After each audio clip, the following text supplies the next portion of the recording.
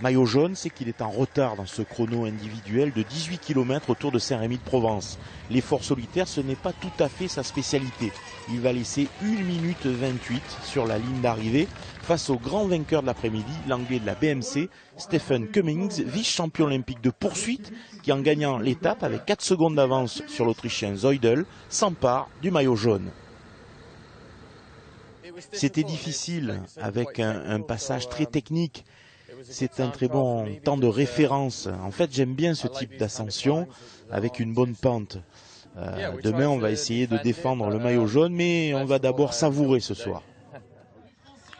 À l'image d'un Thomas Voeckler diminué, ce contre-la-montre a fait des dégâts.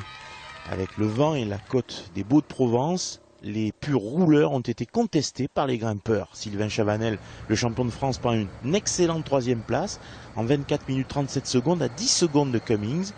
Jean-Christophe Perrault termine 4e, une belle performance à 15 secondes du leader, idéalement placé avant le pharaon Jean-Christophe Perrault. Étonnant 5e, le grimpeur argentin Sepulveda, lui aussi tentera sa chance demain. Vous avez combien de retard sur Cummings? 34 secondes. 34 secondes. Ça peut se regagner dans le pharaon, ça?